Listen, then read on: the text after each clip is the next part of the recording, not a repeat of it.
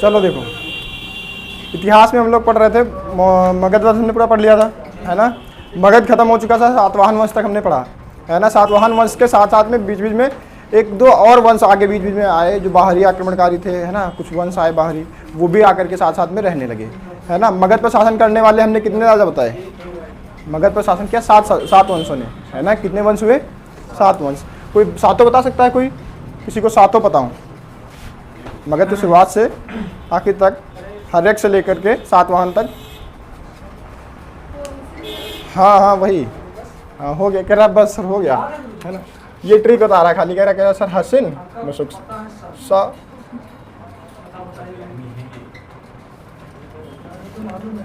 हसन मशुक सा, ये याद है ना। देखो ये याद है, इससे हो जाएगा, पर्याप्त है इतना, है ना। पहले कौन आएगा? हर्यक, कुशनाग, नंद, मौर्य, शुंग, कण्व, सातवाहन, खत्म, है ना। देखो ये तो चलो एक के बाद एक है, हर्यक के बाद शुशनाग आया, शुशनाग के बाद नंद वंश आया, है ना। एक के बाद एक चले, पर ऐसा नहीं है केवल यही चले। हिंदुस्तान पे शासन करने वाले यही इतने एकमात्र शासक करने वाले वंश नहीं हैं, और भी कुछ वंश हैं जो इन्हीं के शासनकाल के दौरान पैरेलल चल रहे थे, है ना। जैसे तुम देखोगे मोदी जी के शासनकाल के समय शी जिनपिंग का भी कार्यकाल चल रहा है ना। आगे चल के हम पूरा चाइना मिला लें उसमें, तो क्या कहेंगे केवल मोदी का राज था? नहीं, मोदी के साथ साथ शी जिनपिंग का भी तो शासनकाल था, है ना। तो वैसे इसमें भी था कि ये तो चल ही रहे हैं, ये तो मगध के शासक हैं, पर कुछ और हैं जो इसी बीच में बाहरी लोग आए हैं और उन्होंने आक्रमण किया है। कुछ आए पिट पिटा के चले गए, कुछ आए रुक गए यहीं पे, है ना। तो उन्हीं में से देखना है। तुमको याद होगा जब नंद वंश अपने समापन पे था, जब घनानंद शासन कर रहा था, तब एक विदेशी आक्रमणकारी आया था जिसका नाम था सिकंदर, है ना। सिकंदर आया, पर वो भारत में पूरी तरीके से आ नहीं पाया था। आया पूरी तरीके से? नहीं, व्यास नदी से वापस चला गया, पर भारत की सरजमीन तक आ तो चुका था। फिर उसके बाद में उसका सेनापति आ गया, सेल्यूकस निकेटर, है ना। वो आया तो यहाँ शादी आदि करा के चला गया, है ना। उसके बाद में फिर तुमने देखा होगा अशोक के समय अशोक ने अभिलेख लिखने की शिक्षा किससे ली थी? डेरियस से। किससे ली थी? डेरियस से। तो डेरियस प्रथम आया। तो ऐसे बीच बीच में आते रहे। ये कब आए? जब नंद वंश समाप्त हो रहा था और मौर्य वंश का उत्थान हो रहा था, है ना। मतलब इसके बीच में आए, है ना। इसके बीच बीच में कौन आए? पहले तो सिकंदर आया। कौन आया? सिकंदर आया। सिकंदर आके चला गया क्योंकि ब्यास नदी से वापस चला गया, इसके आगे बढ़ा नहीं है ना। फिर उसके बाद में इसका सेनापति आ गया, कौन? सेल्यूकस निकेटर, है ना। Seleucus Nicator. फिर साथ ही साथ इसके बाद में तुम देखोगे मौर्य वंश में आगे जब अशोक आया तो अशोक ने अभिलेख लिखने की शिक्षा ली थी, डेरियस प्रथम थे। कहाँ से ली थी? डेरियस, है ना। तो ये भी पिटा के चला गया, डेरियस प्रथम। ये हकमनी वंश का शासक था। कौन से वंश का? हकमनी वंश, है ना। तो सेल्यूकस निकेटर और सिकंदर, इन सब के बारे में तो हमने अच्छे से पढ़ा है।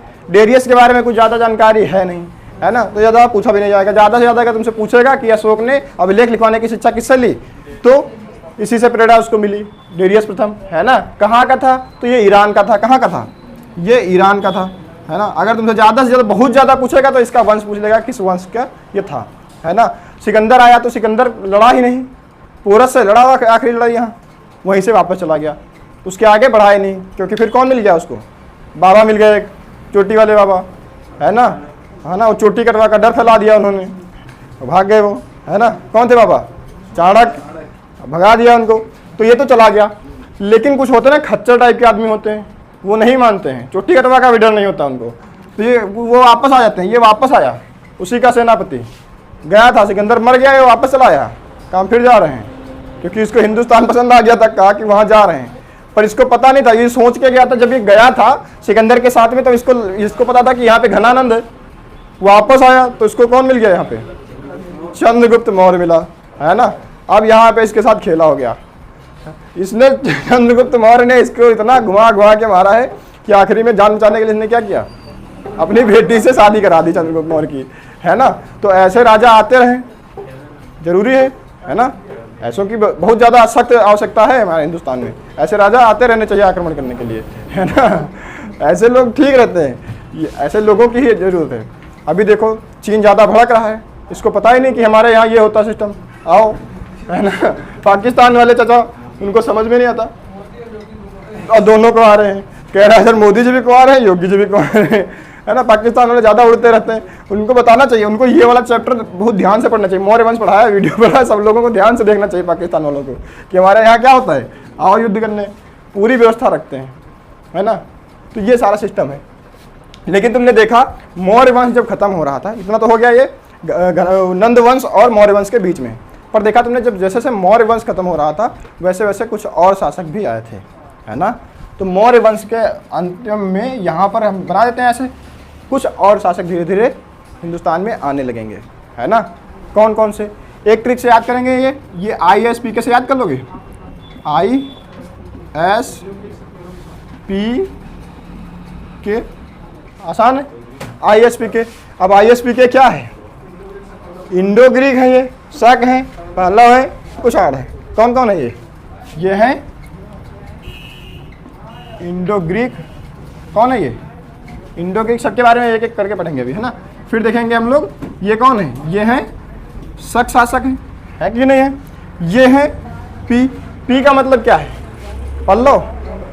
के जी, पी का मतलब क्या होता है, पल्लव। पहलव है ये, पल्लव नहीं है। पहलव है जो साउथ में रहते हैं, साउथ वाले शासक जो दक्षिण भारत के, है ना। तो दक्षिण भारत में एक वंश हुआ जिसका नाम है पल्लव वंश। ये पल्लव वंश नहीं है, ये पहलव वंश है। कौन सा वंश है, पहलव वंश, पहलव।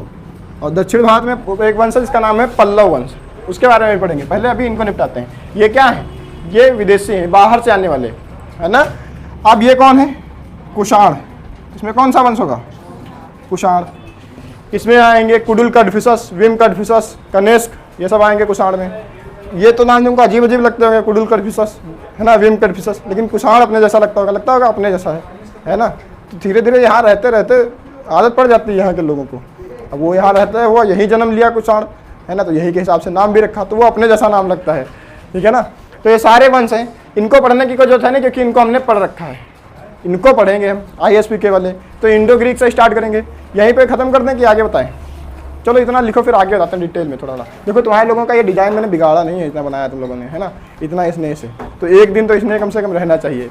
तो आज नहीं बनाया, बिगाड़ा है इसको, पर कल हो सकता है बिगाड़ दें, क्योंकि बोर्ड में जगह बहुत कम मिल रही है। पर कोई नहीं, इतना तो हम भी कर सकते हैं अपनी तरफ से ना, आभार व्यक्त कर सकते हैं। चलो इतना छाप लो। अच्छा अब देखो, देख लेते हैं एक एक करके सारे वंश, है ना। पहला कौन सा आएगा, पहला कौन सा आएगा बोलो, आवाज़ आनी चाहिए देखो, वरना हम फिर ऐसे पढ़ाएंगे फिर तुम लोग सो जाओगे। देखो पहला कौन सा आएगा, इंडो ग्रीक। कौन सा आएगा, इंडो ग्रीक, है ना। इसको हिंद यूनानी भी कह सकते हैं, है ना। हिंदी में क्या कहेंगे, हिंद यूनानी। अंग्रेजी वाले क्या कहेंगे इसको, इंडो ग्रीक कहेंगे। अंग्रेजी वाले इंडो ग्रीक कह लें इसको। कोई बहुत ज़्यादा नहीं है। हमने जब शुरुआत में स्टार्ट किया था मगध पढ़ाना, उससे पहले हमने तुमको बताया था सिक्के विक्के किसने चलवाए हैं, कौन से सिक्के किसने चलवाए हैं, वो सब बताया था, है ना। अब जब हमने वहाँ पे तुमको बताया था यूनानियों द्वारा कौन से सिक्के चलवाए गए थे, तो सोने के सिक्के चलवाए गए थे, है ना। तो चित्रित सोने के सिक्के इन्होंने चलवाए हैं, ठीक है ना। अच्छा इसमें शासक जो आए हैं वो सारे देख लेते हैं, फिर इनके बारे में देखते हैं क्या क्या इन्होंने किया। सबसे पहला कौन सा आएगा, ये तुम लोग पढ़ चुके हो जब शुंग वंश पढ़ा था। अगर शुंग वंश ध्यान से पढ़ा होगा और याद होगा तो तुमको याद होगा कि कुछ लोग आए थे, हमने वही बताया था कि ये यूनानी हैं। 2 व्यक्ति आए थे, 2 नहीं आए तो 3 थे, पर 2 तो राजा थे, है ना। एक आया था जो शिक्षा लेने के लिए आया था। याद करो पहला कौन सा था, डेमेट्रियस। याद है नहीं याद है, बोल नहीं रहे हो क्या है, खा पी के नहीं आया। ये गम है कल का कि कल ज़्यादा खर्चा करवा दिया हम लोगों ने, है क्यों नहीं बोल रहे हो, इतना उदासी क्यों छाई हुई है, बताओ। डेमेट्रियस आया था नहीं आया था, कौन था डेमेट्रियस, भूल गए इतनी जल्दी, खत्म। बहुत बड़ी बड़ी बातें बता रहा था मतलब, हाँ बताओ तुम लोग भी बताओ। देखो बताने की कोशिश तो कर रही है, तुम लोग तो बिल्कुल नहीं बोल रहे कुछ। हमें लग रहा है गम सदमा लग गया तुम लोगों को। क्या मामला है जी, कहाँ नहीं बता रही, ऐसे नहीं काम चलेगा। देखो तुम लोग पीछे पेज पलट रहे हो, पेज पलटने से काम चलेगा ही नहीं। मैंने तुमको कहा था इतिहास अगर यहाँ नहीं याद हुआ तो कंफर्म है घर पे नहीं याद होगा, क्योंकि तुम घर पे नहीं पढ़ते इतिहास। ये वास्तविकता है, बार बार बता रहे हैं, एक बार फिर बता रहे हैं, नहीं याद होगा। और ऐसे एग्जाम भी नहीं निकलेगा, ये भी पक्की बात है। अगर ऐसे करोगे तो एग्जाम नहीं निकलेगा। देखो फिर से बता दे रहे हैं, ध्यान से सुन लो। शुंग वंश था, शुंग वंश में शासक था पुष्यमित्र शुंग, उसका एक बेटा था अग्निमित्र। बहुत डिटेल में कहानी बताई थी, फायदा ही नहीं है कुछ इतना बताने के लिए। देखो ये आया था बंदा, सोचा कि कलिंग पे आक्रमण कर लेते हैं, कलिंग जीत लेते हैं, है ना। और कलिंग उस समय किसके अंडर में था? शुंगों के अंतर्गत रहा है वो उसमें, है ना। तो ये आया कलिंग पे आक्रमण करने के लिए। कहाँ आया? कलिंग पर इसने किया आक्रमण। इसने सोचा पुष्यमित्र शुंग यहाँ का शासक है, हरा देंगे, कौन सी बड़ी बात है, पुष्यमित्र शुंग को तो आसानी से हरा देंगे। लेकिन उसको नहीं पता था कि उसका एक बेटा भी है ना, उसका नाम था अग्निमित्र। पुष्यमित्र शुंग ने अपने बेटे को छोड़ दिया, जा छू। अब वो गया और मार तो के चलाया, ये भी दूसरा अशोक के जैसा, से अशोक था मार काट करने वाला, मार पीट करके चलाया। और ये क्या हुआ? ये जीता नहीं, किससे हार गया? नहीं, राजा तो राजा का नाम लिया जाएगा ना, तो बेटा है उसका, मारा अग्निमित्र ने, पर नाम पुष्यमित्र शुंग का ही होगा क्योंकि राजा वो है ना। तो ये किससे हार गया? पुष्यमित्र शुंग से हार गया, है ना। तो एक तो ये हो गया कि ये आया। अच्छा, इनको देखोगे तो हिंदुस्तान में लगभग ये जब हार गए तो हिंदुस्तान में रहे नहीं, पर हिंदुस्तान के आखिरी बॉर्डर के आसपास इन्होंने अपना बना लिया था क्षेत्र, जिसको कहते हैं हिंदू कुश की पहाड़ियों के आसपास, है ना। तो वहां पर इन्होंने अपना क्षेत्र बना लिया। ऐसे देखोगे, इधर तुमको बहुत छोटा सा एक मैप बना के दिखाते हैं। इधर तुम देखोगे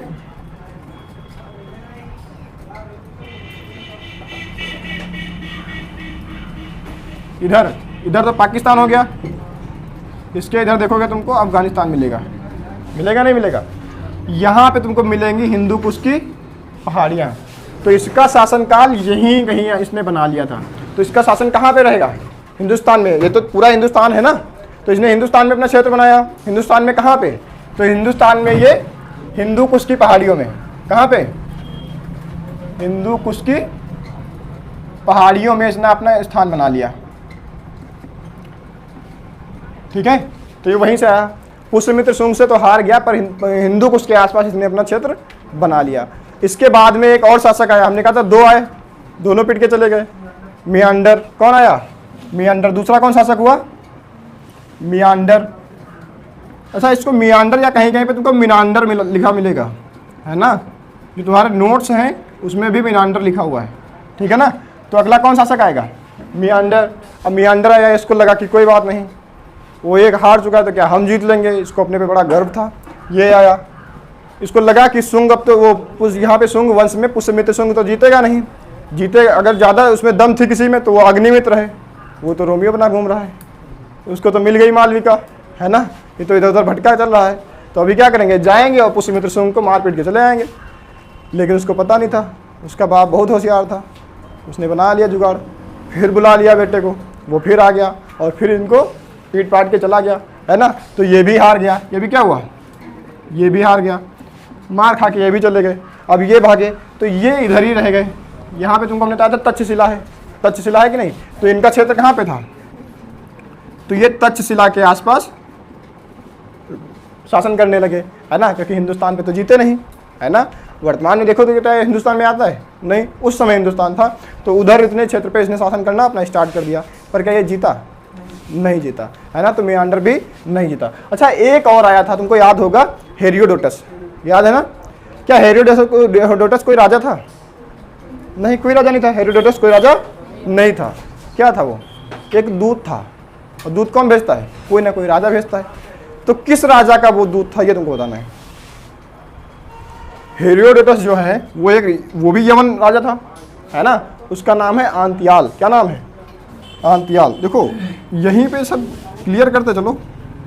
एक राजा था आंतियाल, आंतियाल का दूत था कौन? हेरोडोटस, है ना। हेरोडोटस आया। अच्छा, ये आया क्यों था? ये सब तुमको बता चुके हैं। हेरोडोटस क्यों आया था? ये बौद्ध धर्म की शिक्षा लेने के लिए आया था, है ना। इसको लगता था कि इसने सुन रखा था बौद्ध धर्म के बारे में अच्छी अच्छी बातें, आया यहाँ बौद्ध धर्म की शिक्षा लेने। लेकिन यहाँ पे शासन कौन कर रहा है? शुंग। कौन कर रहे थे? शुंग। और शुंग वंश के समय में भागवत धर्म का बहुत ज़्यादा प्रचार था, है ना। वो भागवत धर्म को मानने वाले थे। ये आया तो यहाँ पे सबसे ज़्यादा प्रचार किसका मिला? भागवत धर्म का, है ना। तो इसने सोचा कि यही भागवत धर्म, यही है बौद्ध धर्म। तो इसने पढ़ना स्टार्ट कर दिया उसके बारे में, है ना। तो जब इसने पढ़ना स्टार्ट किया तो बाद में इसको पता चला ये तो भागवत धर्म है, ये बौद्ध धर्म नहीं है, लेकिन ये स्टार्ट कर चुका था पढ़ना, तो इसको मज़ा आने लगा उसमें, है ना। तो ये भागवत धर्म में ही पढ़ता रहा और इसको लगा कि यार यही सही है, और इसने क्या किया, हेरोडोटस ने भागवत धर्म स्वीकार कर लिया। कौन सा धर्म स्वीकार कर लिया? भागवत धर्म, है ना। आया कौन सा धर्म के लिए था? बौद्ध धर्म के लिए, और स्वीकार कौन सा धर्म कर लिया? भागवत धर्म स्वीकार कर लिया, है ना। अच्छा, कोई बता सकता है? ये हम बता चुके हैं, ये भागवत धर्म की शिक्षा उसने किससे ली, और जिससे ली उसके बीच की वार्ता में एक पुस्तक लिख दी गई है। जैसे कृष्ण और अर्जुन के बीच की वार्ता की एक पुस्तक लिख दी गई जिसका नाम है गीता, है ना, वैसे ही ये हेरोडोटस और जिसने इसकी शिक्षा दी है उनके बीच की वार्ता को लिखा गया है, और उस पुस्तक का नाम तुमको बताना है, और किसके बीच में वार्ता हुई ये बताना। ये हम तुमको सब बता चुके हैं। बताओ,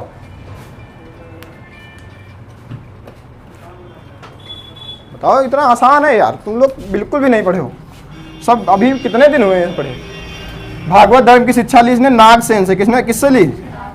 नागसेन से, है ना, ये शिक्षा ली। हेरोडोटस और नागसेन के बीच में जो वार्ता हुई, जो वार्ता मतलब बातचीत, है ना, इस बातचीत को एक पुस्तक में लिख दिया गया जिस पुस्तक का नाम है मिलिंद पन्हो। क्या नाम है? मिलिंद पन्हो। मिलिंद पन्हो क्या है? ये एक पुस्तक है। इस पुस्तक में क्या लिखा गया है? हेरोडोटस और नागसेन के बीच में क्या क्या बातें हुई हैं वही सब लिखा गया है।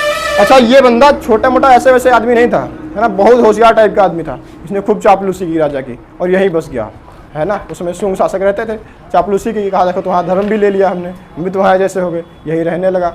अब उन्होंने क्या किया, इनको बहुत ज़्यादा सम्मान दिया, हेरोडोटस को बहुत ज़्यादा सम्मान दिया, मतलब पावर इसके पास बढ़ गई। अब राजा किसी को सम्मान दे रहा है तो उसकी पावर तो राज्य क्षेत्र में बढ़ी जाएगी, है ना। तो इसने क्या किया, इसने अपने तरफ से एक अभिलेख लिखवा दिया। क्या लिखवाया? एक अभिलेख लिखवा दिया इसने अपने तरफ से, है ना, क्योंकि अभिलेख उस समय कौन लिखवाता था?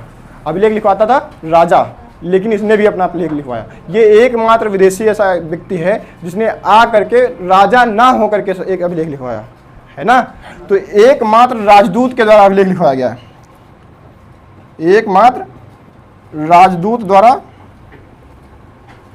अभिलेख लिखवाया गया है। कौन सा अभिलेख है, क्या तुम लोग को बता सकते हो?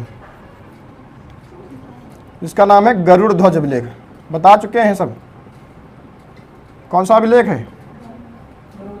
अगर तुम लोगों ने शुंग वंश अच्छे से पढ़ा होता तो ये सब तुमको पता होता, कुछ भी यहाँ पे अलग बताने वाली चीज़ें नहीं थी, ठीक है ना। ये सब वहाँ पे हमने बताया है। गरुड़ ध्वज अभिलेख हमने बताया था, है ना। किसने लिखवाया ये? तो ये हेरोडोटस ने लिखवाया। तुमसे क्वेश्चन ऐसे पूछा जाएगा, एकमात्र विदेशी राजदूत के द्वारा लिखवाया गया अभिलेख कौन सा है? गरुड़ ध्वज अभिलेख है। कहाँ पे मिलेगा? तो शुंगों की राजधानी कहाँ पे थी? शुंग वंश की राजधानी कहाँ पे थी? विदिशा। भूल गए? सब भूल गए। ये कहाँ तुमको मिलेगा? विदिशा, क्योंकि विदिशा ही तो थी शुंगों की राजधानी, है ना। इधर से देखो, पहले कहाँ थी? राजगिरी, मगध की राजधानी राजगिरी, राजगिरी से पाटलिपुत्र, पाटलिपुत्र से वैशाली, वैशाली से फिर पाटलिपुत्र, पाटलिपुत्र से फिर एक बार राजगिरी, राजगिरी से फिर पाटलिपुत्र, है ना। फिर पाटलिपुत्र से विदिशा, और विदिशा से फिर यहाँ आ गई आंध्र प्रदेश में। सातवाहन लेके चले आए, तो क्या हो गया? आन सातवाहन कहे जाने लगे। कोई बहुत बड़ी बात थी नहीं। तो शुंग वंश के समय राजधानी कहाँ पे थी? यहाँ विदिशा में थी। तो विदिशा में ही शुंगों के साथ में ही रहता था हेरोडोटस, और वहीं पे इसने अपना अभिलेख लिखवा दिया, है ना। कोई बहुत कठिन बात थी ये? नहीं, कोई कठिन बात नहीं थी, बहुत आसान ही तो था। अब देखो, इतना सब कुछ हो गया। ये है पूरा इतना ही हिंद यूनानी है, इंडो ग्रीक इतना ही है। इसमें एक चीज़ पूछी जाती है कि चित्रित सोने के सिक्के किस वंश ने चलवाए?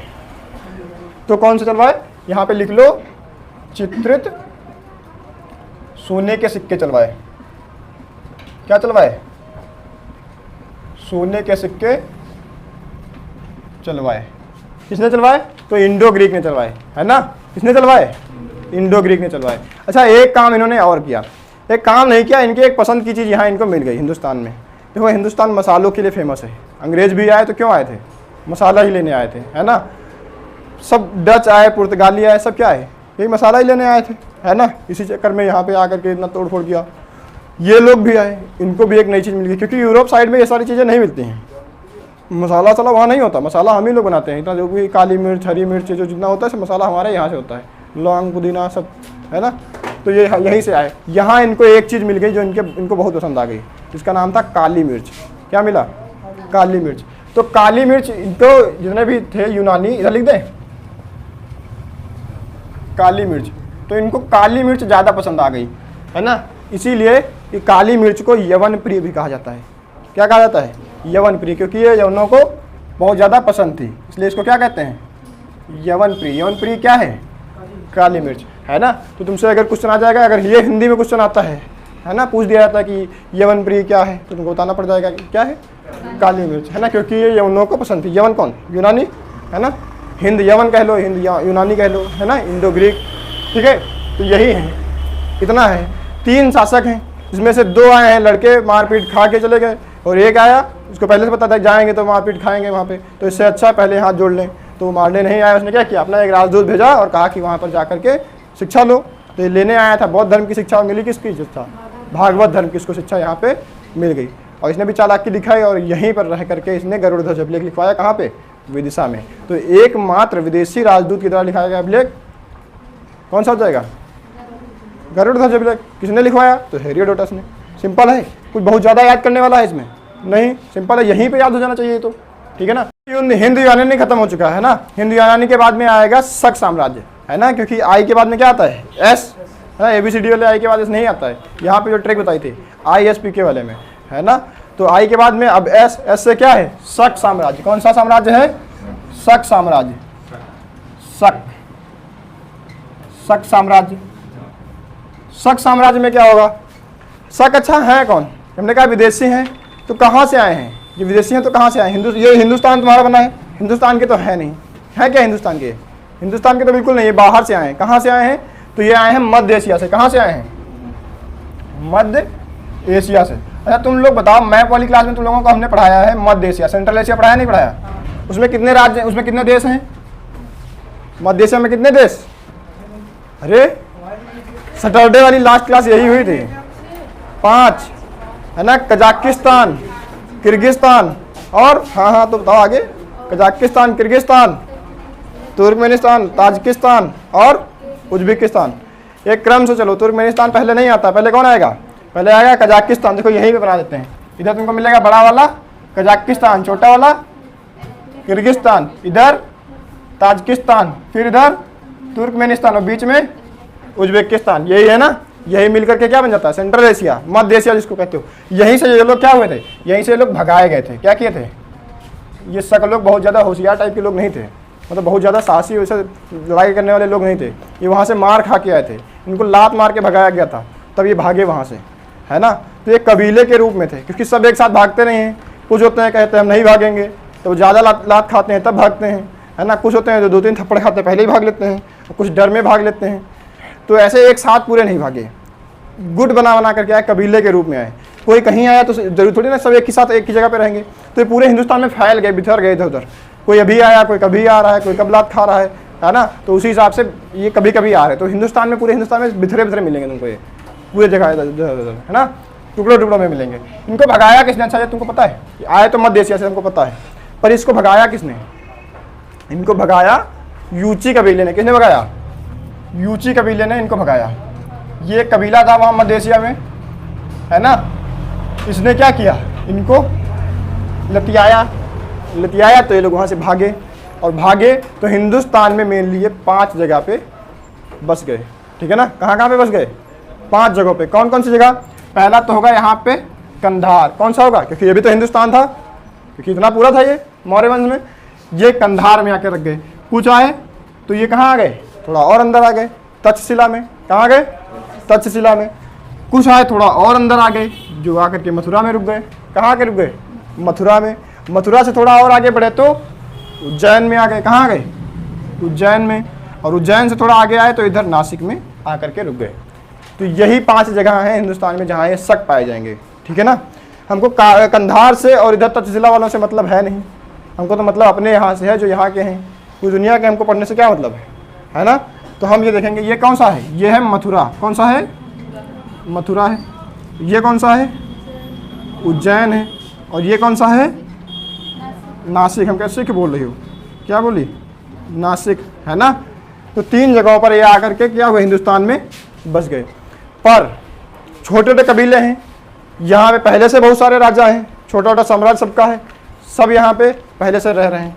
अब कोई बाहरी आकर के यहाँ पे रहने लगेगा तो उनको खराब नहीं लगेगा? उनके पड़ोस में आकर के बस गया, तो बीच बीच में क्या करेंगे, मार कर देंगे। ये मथुरा वाले जो हैं तो उत्तर प्रदेश में पड़ता है मथुरा, है ना, राजस्थान के बॉर्डर पे लगता है मथुरा उत्तर प्रदेश, है ना।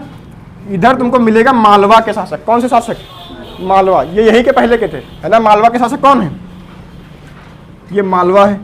मालवा के शासक यहाँ पहले से रह रहे हैं, लेकिन जब ये शक शासक यहाँ मथुरा में आकर के रहने लगे तो मालवा के शासकों ने शक शासकों को बहुत बुरी तरीके से धोया। क्या किया, मालवा के शासकों ने मथुरा के शासकों को धोया और मथुरा के शासक क्या हुए, हार गए। जीता कौन, मालवा के शासक जीत गए।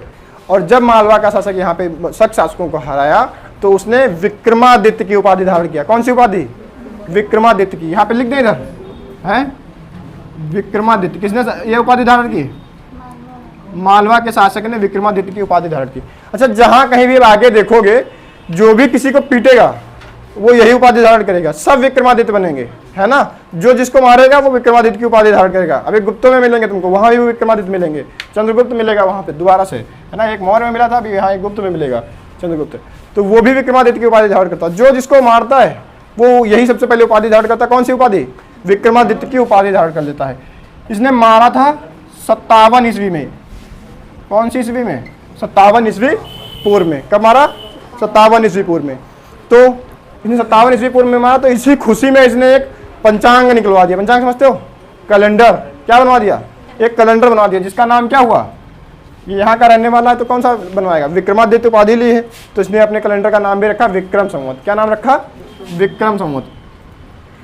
विक्रम संवत, विक्रम संवत किसने चलवाया, तो मालवा के शासक ने चलवाया। उपाधि क्या धारण की, विक्रमादित्य की उपाधि धारण की। कौन से सन में, 57 ईस्वी में, है ना।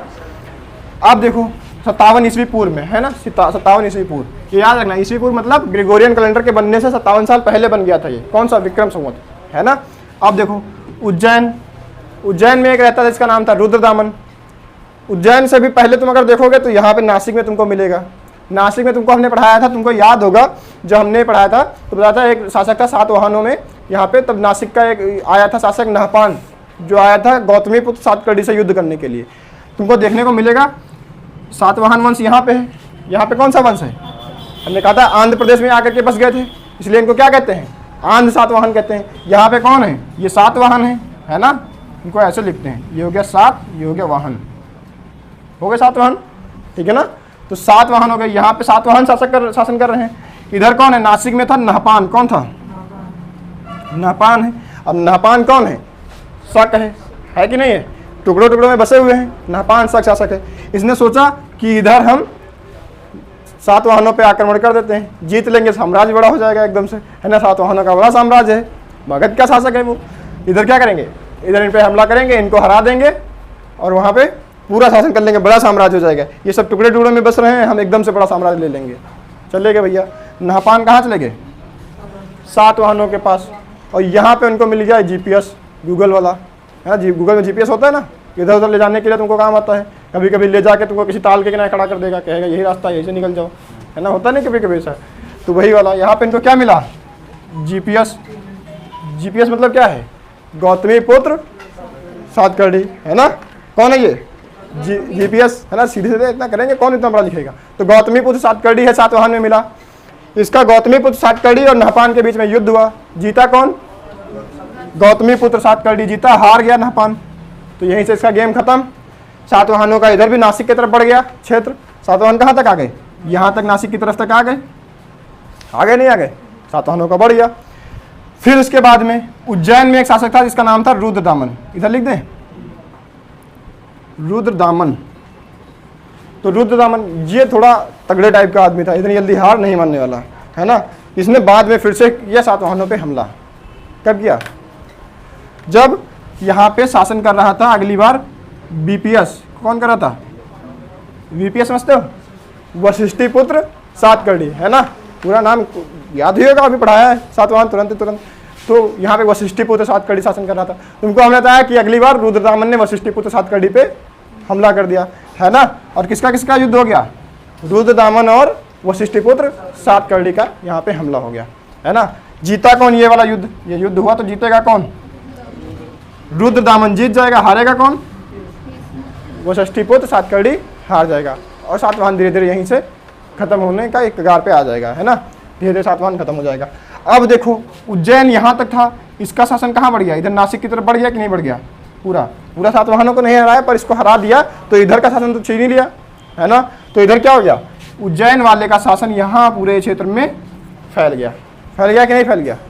अब उज्जैन वाला धीरे धीरे अपने साम्राज्य का विस्तार करे जा रहा है।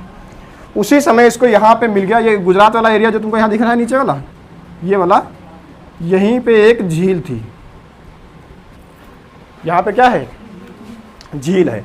जिस झील का नाम यहीं पे इधर लिख देते हैं, यहाँ पे झील है कौन सी, यहाँ पे झील है सुदर्शन झील। कौन सी झील, सुदर्शन झील। अच्छा, इस झील का निर्माण किसने कराया था पता है, यहाँ शासन तो हो गया रुद्रदामन का, गुजरात में मिली, पर इसका निर्माण कराया किसने था, इसके क्षेत्र में है, रुद्रदामन के क्षेत्र में है, क्या रुद्रदामन ने इसका निर्माण कराया सुदर्शन झील का, बोलो। तुमको याद होगा मौर्य वंश में एक शासक हुआ करता था, उसने करवाया था, नाम बताओ उसका। देखो इतना यार तुम लोग भूल इतना जाते हो। देखो मौर्य वंश में एक शासक हुआ करता था इधर मगध का, जिसका नाम था चंद्रगुप्त मौर्य। उसने हमने कहा था कि उसका साम्राज्य गुजरात तक फैला हुआ था, इधर कटक से लेकर के गुजरात तक बताया था, नहीं फैला हुआ था। तब हमने बताया था वहाँ पे उसने एक झील का निर्माण कराया था, वहाँ पे आसपास खेती के लिए सुविधा हो जाए, नहरें बनवा दी थी उसी झील से, जिससे वहाँ के लोगों को सिंचाई में कोई समस्या ना हो। तो इस झील का निर्माण किसने करवाया था, चंद्रगुप्त मौर्य ने। किसने करवाया, चंद्रगुप्त मौर्य ने, ठीक है ना। लेकिन हम यहाँ पे इसको क्यों बता रहे हैं, मौर्य वंश में तो बता चुके हैं, यहाँ पे बताने का कारण ये है कि ये सुदर्शन झील किसके अंडर में आ गई, अब रुद्रदामन के कब्जे में आ गई, क्योंकि इसका क्षेत्र यहाँ पे गया, चंद्रगुप्त मौर्य तो बैठा नहीं है यहाँ पे, है ना। अभी क्या हो गया, अभी यहाँ पे रुद्रदामन हो गया, तो इसका पुनः निर्माण कराया किसने, पुनः निर्माण, क्योंकि चंद्रगुप्त मौर्य बहुत पहले हुआ करता था, उसके बाद में अशोक है, फिर पता नहीं कितने वंश निकल गए बीच में, तो इसका क्या होगा, जर्जर हो गई होगी, खत्म होने के कारण पे। तो उसने क्या किया, पुनः निर्माण किसने कराया, रुद्रदामन ने। किसने करवाया, रुद्रदामन ने, है ना। तो रुद्रदामन ने पुनः निर्माण कराया। तो तुमसे क्वेश्चन ये पूछा जाएगा, और ये बहुत ही मतलब बहुत ही फेमस क्वेश्चन है कि सुदर्शन झील का पुनः निर्माण किसने करवाया, या फिर सुदर्शन झील है कहाँ पे, ये सब तुमसे पूछेगा। या सुदर्शन झील के पास कौन सा अभिलेख मिलता है, इस झील से बहुत सारे क्वेश्चन आते हैं। रुद्रदामन ने जब इसका पुनः निर्माण कराया तो यहाँ पे एक अभिलेख लिखवाया। कौन सा अभिलेख, एक अभिलेख लिखवाया जिसका नाम है जूनागढ़ अभिलेख। कौन सा अभिलेख, जूनागढ़ अभिलेख। ये तुमसे पूछा जाएगा जूनागढ़ अभिलेख किसने लिखवाया, तो रुद्रदामन ने लिखवाया, है ना। किसने लिखवाया, रुद्रदामन ने। अब इसमें तुमसे पूछा जाएगा कि इसमें लिखा क्या है, तो इसमें इसने लिखा कि यह सुदर्शन झील जिसको बहुत पहले मौर्य वंश के शासक चंद्रगुप्त मौर्य ने अपने सरकारी खर्चे पे बनवाया था, जिसका हम जीर्णोद्धार करा रहे हैं, है ना। क्या करा रहे हैं, जीर्णोद्धार करा रहे हैं। ये बात किसने लिखी, रुद्रदामन ने लिखी। किसने लिखी, रुद्रदामन ने लिखी, है ना। पर तुमसे पूछा जाएगा सुदर्शन झील को बनवाया किसने, चंद्रगुप्त मौर्य ने। जूनागढ़ अभिलेख किसने लिखवाया, रुद्रदामन ने। क्या लिखा कि मौर्य वंश का शासक चंद्रगुप्त मौर्य ने अपने सरकारी खर्चे पर इस झील का निर्माण कराया था, जिसका हम पुनः निर्माण करवा रहे हैं, है ना, जीर्णोद्धार करवा रहे हैं। अच्छा, तुमसे पूछा जाएगा हिंदुस्तान में पहला संस्कृत में लिखा अभिलेख कौन सा है, तो यही है जूनागढ़ अभिलेख। क्या है, ये संस्कृत में लिखा है। कैसा है, पहला संस्कृत में लिखा अभिलेख है, ठीक है। संस्कृत, इन लोगों शकों को संस्कृत आती थी, तभी तुम देखोगे इधर शक संवत आगे चलेगा, वो संस्कृत में है ना। संस्कृत पे जो भी आज हिंदू पंचांग जिसको कहते हो वो शक संवत है ना। तो ये संस्कृत में लिखा हुआ पहला अभिलेख है। कौन सा अभिलेख, जूनागढ़ अभिलेख। सुदर्शन झील तुम्हारे लिए बहुत ज़्यादा इंपॉर्टेंट आते हैं, क्योंकि ये बहुत बार क्वेश्चन आते हैं, इससे कन्फर्म आते हैं। तो अगर तुम ये पढ़ रहे हो यहाँ पे, तो इसमें यह ध्यान रखना, इस पूरे शक साम्राज्य में अगर कोई बहुत ज़्यादा इंपॉर्टेंट क्वेश्चन बनते हैं तो वो सुदर्शन झील से ही बनते हैं। ये मौर्य वंश पढ़ाया था तब भी बताया था, यहाँ पढ़ा रहे हैं फिर भी बता रहे हैं तुमको, ठीक है ना। अब देखो रुद्रदामन ने जब वशिष्ठीपुत्र सातकर्णी को हराया तो इसने भी कुछ ना कुछ काम करवाया। अच्छा, रुद्रदामन ने, जो ये रुद्रदामन था या जो भी जितने भी शासक थे, ये एक दूसरे प्रकार के कैलेंडर को फॉलो करते थे। ये इधर विक्रम संवत को तो बिल्कुल फॉलो नहीं करेंगे, क्योंकि उन्हीं को पीट पिटा के कैलेंडर लिखा है तुमने, तो वो तो बिल्कुल मानेंगे नहीं। इन्होंने एक दूसरे कैलेंडर को फॉलो किया। इन्हीं के साथ साथ चल रहे थे एक और शासन था जो इसके बाद आएगा, कनिष्क। कनिष्क पढ़ाएंगे तो बताएंगे। तो कनिष्कों ने एक कैलेंडर चलवाया था, है ना। उस वाले कैलेंडर का कनिष्कों ने इतना प्रयोग नहीं किया जितना प्रयोग इन लोगों ने किया, है ना। इसलिए कनिष्क के कैलेंडर को शक संवत कहा जाने लगा, है ना। एक कैलेंडर लिखवाया किसने? कनिष्क ने। क्या लिखवाया? एक कैलेंडर। कब लिखवाया? तो 78 ईस्वी में करवाया, ईस्वी पूर्व नहीं है ये, 78 ईस्वी में। इसको किसने? ये कौन सा कैलेंडर है? शक संवत। शक संवत मतलब क्यों लिखवाया? इसको कुषाण वंश के शासक कनिष्क ने है, फिर भी इसको कहते हैं शक संवत। क्यों? क्योंकि इसका सबसे ज्यादा प्रयोग किसने किया? शकों ने किया। इसलिए इस कैलेंडर को क्या कहते हैं? शक संवत कहते हैं। तुमको 3 प्रकार के कैलेंडर देखने को मिलेंगे जो चंद्रमा पे आधारित हैं। एक तुमको मिलेगा हिजरी संवत, एक शक संवत और एक विक्रम संवत। ये तुमको हिंदुस्तान के, और हिजरी संवत तुमको मिलेगा इस्लामिक कैलेंडर। ये तीनों ही कैलेंडर चंद्रमा पर आधारित हैं, है ना, चंद्रमा की गति पर आधारित हैं। लेकिन एक कैलेंडर तुम्हारा है जो ग्रेगोरियन कैलेंडर है, वो सूर्य की गति पर आधारित है, जो हम लोग आज इस्तेमाल करते हैं जनवरी फरवरी वाला, है ना। तो उसमें देखते हो कि लीप ईयर आता है 4 साल के बाद। लीप ईयर आता है कि नहीं आता है? क्योंकि उसमें पक्का एग्जैक्ट पता है कि पूरा साल 365 दिन का नहीं होता है, ठीक है ना। 365 दिन 5 घंटा 48 मिनट और 47.5 सेकंड का होता है एक दिन, है ना। तुमको पता था 5 घंटा 6 घंटा हर साल बढ़ रहे हैं, ये 6 घंटा लगभग हो गया। तो ये 6 घंटा अगर हो जाएंगे 4 साल में 24 घंटा हो जाएंगे, और 24 घंटे का एक दिन होता है। इसलिए उन्होंने 4 सालों के बाद में एक दिन जोड़ दिया एक्स्ट्रा फरवरी में, 29 दिन की फरवरी कर दी और 366 दिन कर दिया लीप ईयर में। तो उनको पता था कि आगे जाकर के गड़बड़ आ जाएगा, एक दिन का अंतर आ जाएगा। ऐसे करते हजारों साल बीतेंगे तो बहुत दिन का अंतर आ जाएगा, है ना। इसलिए इन्होंने क्या किया, हर 4 साल के बाद में क्या कर दिया, एक लीप ईयर जोड़ दिया। अच्छा, जो विक्रम संवत था इसमें ऐसी कोई व्यवस्था नहीं की गई थी। हिजरी संवत देखोगे इस्लामिक कैलेंडर, उसमें भी ऐसी कोई व्यवस्था नहीं, उनको भी नहीं पता था। लेकिन जो शक संवत था इनको पता था कि ऐसी व्यवस्था आगे गड़बड़ करेगी, क्योंकि पूरा का पूरा दिन साल कितने का होता है? 365 दिन का नहीं होता है। तो पूरा साल 365 दिन का नहीं, मतलब कहीं ना कहीं गड़बड़ होगा। तो इन्होंने क्या किया कि जो शक संवत है इसमें इनको पता था कि आगे चल करके ऐसे 4 सालों में अंतर आएगा। तो इन्होंने हर चौथे साल में एक लगा दिया मलमास, है ना। और मलमास में क्या कर दिया? चौथे साल में नहीं, इन्होंने ऐसे किया, ऐसे जब देखा कि पूरा एक दिन नहीं बढ़ाया इन्होंने देखा जब पूरे 30 दिन हो जाएंगे तब जा करके सीधे एक महीना जोड़ दिया, है ना। जैसे ग्रेगोरियन कैलेंडर में हर चौथे साल पे एक दिन बढ़ता है, वैसे ने पूरा जोड़ लिया। कहा कि जब 30 दिन पूरे इकट्ठे हो जाएंगे फिर हम क्या करेंगे, फिर हम पूरा एक महीना जोड़ देंगे। तो इन्होंने एक अलग से महीना जोड़ दिया जिसको क्या कहते हैं? मल मास, है ना। अब की इस बार भी शायद मल मास चल रहा है ना। इस बार शायद भादो 2 है, भाद्रपद जिसको कहते हैं, है ना। 2 बार भादो आएगा, एक बार खत्म दूसरी बार फिर आएगा, ऐसा कुछ है सिस्टम, पता नहीं मुझे कंफर्म, है ना। तो इसमें क्या होता है, ये इनको पता था कि ऐसी समस्या होगी तो इन्होंने भी अलग से एक महीना जोड़ दिया पूरा, है ना, जिसको मल मास कहते हैं। अच्छा, तुमको अगर ग्रेगोरियन कैलेंडर से पता लगाना होगा तो तुम इधर देखो, जब तुमको यहाँ पे ग्रेगोरियन लिख दें, ये है ग्रेगोरियन। तो यही वाला हम लोग फॉलो करते हैं, जनवरी फरवरी वाला। तो इसके अकॉर्डिंग अगर देखेंगे तो ये स्टार्ट जहाँ से हुआ उसको 0 मानते हैं, जहाँ से शक स्टार्ट हुआ उस शक वाले 0 मानते हैं, जहाँ से विक्रम वाला स्टार्ट हुआ वहाँ से विक्रम वाले 0 मानते हैं। लेकिन हम ये वाला इस्तेमाल करते हैं। तो इसके पहले देखेंगे तो इसके पहले बना विक्रम संवत। कौन सा बना? विक्रम संवत। किसने बनवाया? मालवा के शासकों ने। कब बनवाया? तो 57 ईस्वी पूर्व। मतलब इस वाले कैलेंडर जो ग्रेगोरियन वाला कैलेंडर है, इस वाले कैलेंडर से 57 साल पहले बना। कितना बना? 0 से इधर काउंट करेंगे तो 57 साल पहले, इसलिए 57 ईस्वी पूर्व कहते हैं इसको, है ना। ईस्वी क्यों? क्योंकि ये ग्रेगोरियन कैलेंडर जहाँ से बना वो माना जाता है ईसा मसीह का जन्म यहीं से हुआ था। तो ईसा मसीह के जन्म से स्टार्ट किया गया, इसीलिए कहते हैं ईसा के पूर्व। मतलब ईसा मतलब क्या? ईसा मसीह, है, ईसा मसीह, है ना। तो कहा ईसा मसीह के जन्म से भी पहले 57 साल ये बना था, इसलिए इसको क्या कहते हैं? 57 साल पहले। इसको कहते हैं 57 ईस्वी पूर्व बना था। कौन सा? विक्रम संवत। इसी के 78 साल बाद कौन बना? शक संवत। कौन बना? शक संवत।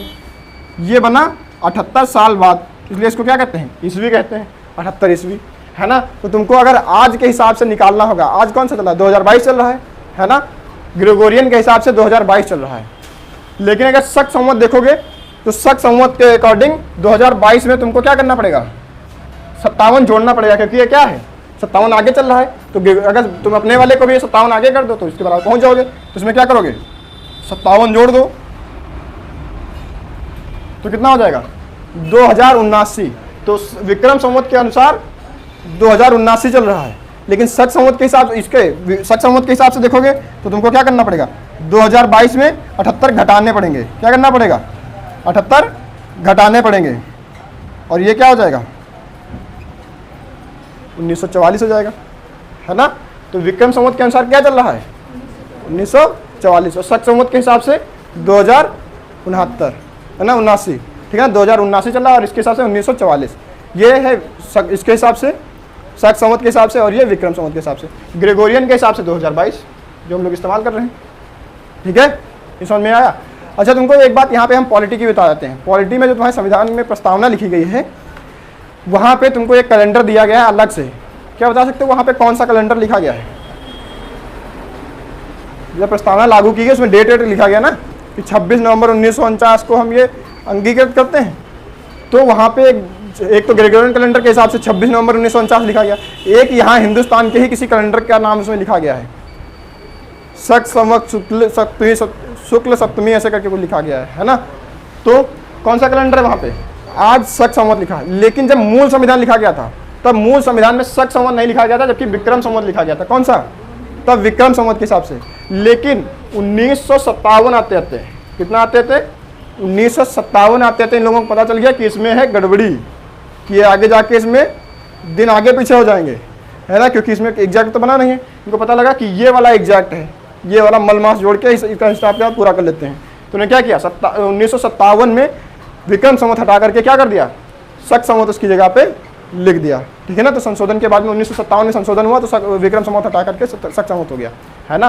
विक्रम संवत बहुत ज़्यादा एग्जैक्ट है ना, जैसे ग्रेगोरियन कैलेंडर एग्जैक्ट है वैसे शक संवत भी एग्जैक्ट है। विक्रम संवत बहुत ज़्यादा एग्जैक्ट नहीं है, उसमें समस्या हो जाती है। हिजरी संवत में भी यही होती है। हिजरी संवत में देखोगे तुम रोजा पहले दिसंबर में होते थे, अभी आकर के मई जून में आ गए हैं, है ना। इतनी गर्मियों में रोजा में पानी नहीं पिया जाता है, दिसंबर के हिसाब से बनाया गया था कि पानी नहीं पियेंगे तब भी चल जाएगा। अभी मई जून में आ गया, मई जून में बहुत कड़ाके की गर्मी होती है ना। और ऐसे पानी ना पियो तो निपट ही जाओ, है ना। वैसे इसमें भी है, तुमको देखने को मिलेगा शक संवत के हिसाब से हिंदू त्यौहार मनाए जाते हैं, है ना। उसको कहते हैं चैत्र वैशाख ज्येष्ठ अठार सावन भादव, है ना, वही वाला, है ना, वही वाला है क्या, शक संवत। उसमें भी तुमको देखने को मिलेगा सारे तिथि त्यौहार तुम्हारे एक ही दिन पर नहीं रहते हैं, बदलते रहते हैं। बदलते हैं, वो क्या करते हैं, अब बढ़ते रहते हैं। इस बार अगर होली 10 को है तो अगली बार हो सकता है 19 को हो, उसकी अगली बार हो सकता है 26-27 को हो, है ना। लेकिन तुम देखो कि मार्च से अलग नहीं हटती होली, यही मार्च में ही रहेगी। किसी दिन 2 तारीख को होगी, किसी दिन 10 तारीख को, किसी दिन 12 को, किसी दिन 18 को, किसी दिन 24 को, किसी दिन 28 को, मार्च में ही रहेगी। और फिर क्या होगी, घूम के शुरुआत में आ जाएगी। 28 में अगर पहुंच गया 28-29 में तो समझ लो अगले साल शुरुआत में जाएगी 1-2 में, उसी महीने में रहेगी, ज़्यादा नहीं होती। क्योंकि क्या करते हैं, मल मास जोड़ के इसको फिर पीछे ढकेल देते हैं पूरा, है ना। तो शक संवत क्या है, सुधर जाता है अपने आप। लेकिन हिजरी संवत वो नहीं सुधरता, क्योंकि उसमें एक्स्ट्रा वाला को जोड़ा ही नहीं गया। उसमें क्या होता है, दिसंबर से खिसक के कहाँ आ गया है, अभी मई जून में आ गया है रोजा, है ना। तो अभी उनको समस्या होती है कि बिना खाए पिए कैसे रहेंगे गर्मी में, पता नहीं कैसे रहते हैं, पर वो रह लेते हैं। लेकिन तुमको याद रहना चाहिए शक संवत बनवाया किसने, तो शकों ने नहीं बनाया। किसने बनाया, कनिष्क ने बनवाया। कनिष्क किस वंश का है, कुषाण वंश का है। किस सन में बनवाया, तो 78 ईस्वी में बनाया, है ना। शकों के दौरान ही एक और दूसरा कैलेंडर बना जिसका नाम है विक्रम संवत, है ना। ये कब बना, 1900 नहीं, केवल 57 ईसा पूर्व। कब बना, 57 ईसा पूर्व, मतलब ग्रेगोरियन के बनने से भी 57 साल पहले बन चुका था। और शक वाला बना ग्रेगोरियन के 78 साल बाद। इसीलिए जब शक का हिसाब निकालते हैं तो क्या करते हैं, इसमें घटा देते हैं, और विक्रम का निकालते हैं तो 57 जोड़ देते हैं, निकल आएगा, है ना। ये समझ में आया पूरा इतना ही है तुम्हारा ये शक संवत। ये मारपीट समझ में आई, इधर किसने किसको मारा, मालवा वाले ने मारा मथुरा वाले को, और विक्रमादित्य की उपाधि धारण कर ली और विक्रम संवत चलवा दिया। इधर नासिक वाले ने मारा सातवाहन को, उल्टा उसी ने मार दिया इसको, नहपान तो गया, है ना। अगली बार आया रुद्रदामन ने वीपीएस को मार दिया, वशिष्ठिपुत्र पुल्लुमावी को, है ना। तो अच्छा ये वीपीपी है, वशिष्ठिपुत्र पुल्लुमावी, है ना। वीपीपी कर लेना, वीपीएस नहीं है, जीपीएस है ना। गौतमीपुत्र सातकर्णी और वीपीपी है वशिष्ठिपुत्र पुल्लुमावी। तो वीपीपी ने मारा, वीपीपी को किसने मार दिया, रुद्रदामन ने। और रुद्रदामन ने क्या किया, यहाँ पर जूनागढ़ अभिलेख लिखा है, इसमें उसने लिखा कि हमने सुदर्शन झील का पुनर्निर्माण करवाया है, जिसको बनवाया था चंद्रगुप्त मौर्य ने। अच्छा यही तुमको सुदर्शन झील एक बार फिर देखने को मिलेगी। सुदर्शन झील जो है, आगे जब गुप्त वंश पढ़ोगे सुदर्शन झील, तो वहां पे तुमको फिर मिलेगा एक स्कंद गुप्त नाम का शासक होगा। कौन, स्कंद गुप्त। कौन होगा, स्कंद गुप्त। इसने भी पुनर्निर्माण करवाया है किसका, सुदर्शन झील का, है ना। बनवाया चंद्रगुप्त मौर्य ने, एक बार रुद्रदामन ने करवाया इसका पुनर्निर्माण, एक बार गुप्त शासक स्कंद गुप्त ने। ये गुप्तों में पढ़ोगे आगे चल के, है ना, ये आगे बताएंगे। शकों में एक बार शकों ने करवाया, शक का शासक रुद्रदामन उसने पुनर्निर्माण कराया, एक बार आगे गुप्त के शासक स्कंद गुप्त ने सुदर्शन झील का पुनर्निर्माण कराया, पर बनवाया किसने था? चंद्रगुप्त मौर्य ने। ठीक है ना, सारा हो जाएगा ये वाला, है ना। ये सब मैथमेटिक्स समझ में आई, जोड़ घटाने वाली। हाँ, ये भी काम कर लेना, कभी कभी पूछ देगा, है ना, किस्मत खराब होगी तुम्हारी तो इससे भी पूछ दे क्वेश्चन, है ना। कहते हैं ना किस्मत खराब तो नहीं, जैसे होता है कुछ गधा पहलवान ऐसे कुछ करते होता है, भूल गए हम। नहीं, अल्लाह मेहरबान तो गधा पहलवान, है ना। और एक इसमें होती है कि किस्मत खराब हो तो ऊँट पे बैठे हुए आदमी को भी कुत्ता काट ही लेता है, तो इसलिए इसको भी ध्यान रखना। हो सकता है इसमें से पूछ दिया जाए, है ना, तो तुम्हारे ऊपर है किस्मत तुम्हारी कितनी तेज है। तो ये भी याद रखना, कौन सी बड़ी बात है। 57 याद रखना, 57 में चालू हुआ था तो जोड़ा जाएगा, ये 78 में बाद में चालू हुआ तो ये घटा दिया जाएगा। ठीक है ना, ये याद हो जाएगा। ये है पूरा तुम्हारा क्या, शक साम्राज्य। खत्म शक साम्राज्य, देखो छापो।